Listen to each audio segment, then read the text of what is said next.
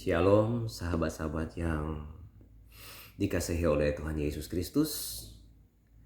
Puji Tuhan, hari ini kita bisa berbagi sedikit tentang berkat Tuhan dalam Alkitab, di mana ada beberapa saya ingin share materi yang terdapat di dalam kitab Amsal 10 ayat 22.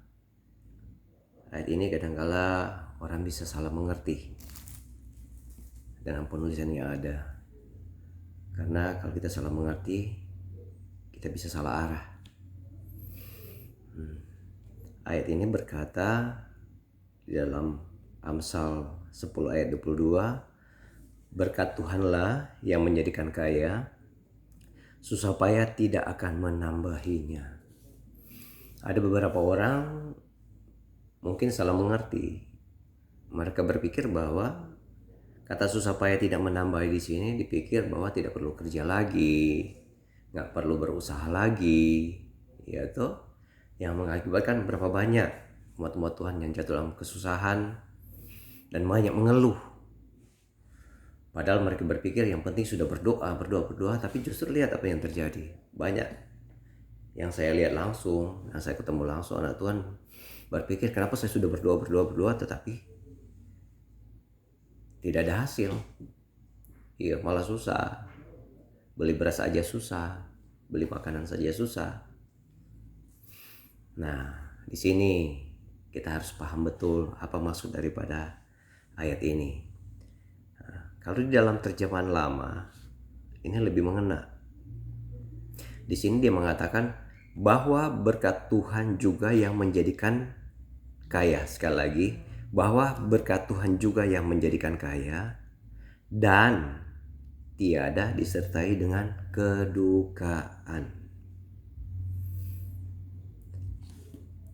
Kalau dalam King James Version, dia mengatakan bahwa kata tidak menambahkan di sini kata yausau, and he added.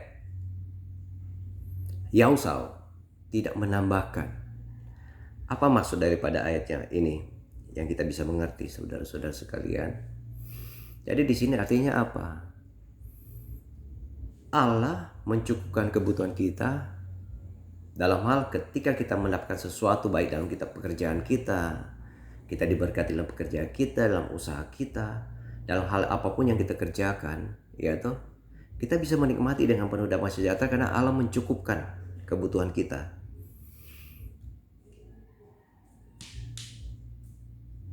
Nah, tidak akan ada duka lagi karena kita menikmati dengan penuh damai sejahtera dengan hasil yang kita nikmati.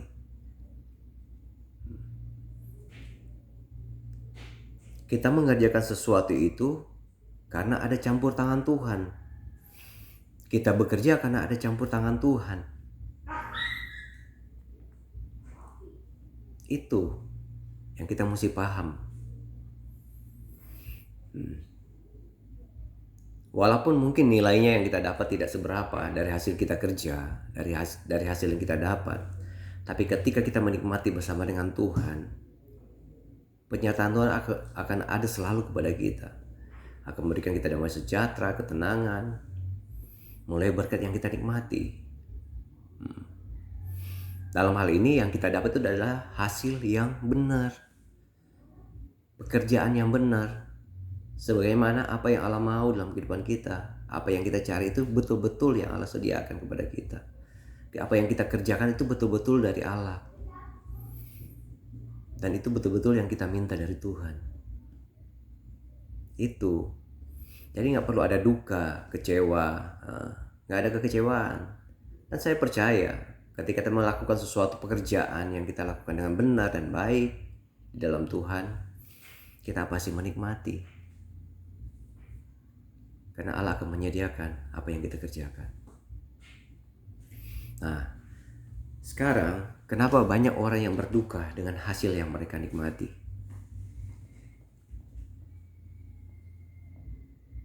Karena mereka mendapatkan dengan cara yang salah. Ada orang mendapatkan uang banyak, cepat. Cenderung orang bilang uang panas.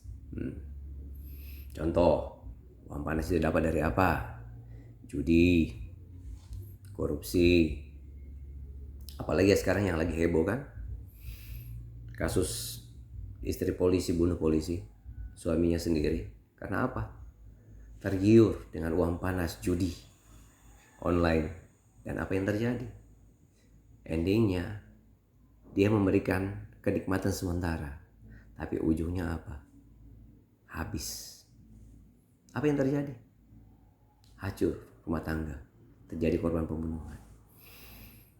Nah, itu salah satu kejadian yang kita mesti perhatikan baik-baik.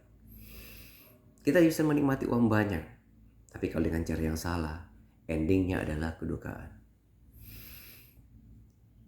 Kita buka usaha memakai cara yang salah, pakai kuasa kegelapan. Orang cenderung bilang apa namanya? Pesugihan.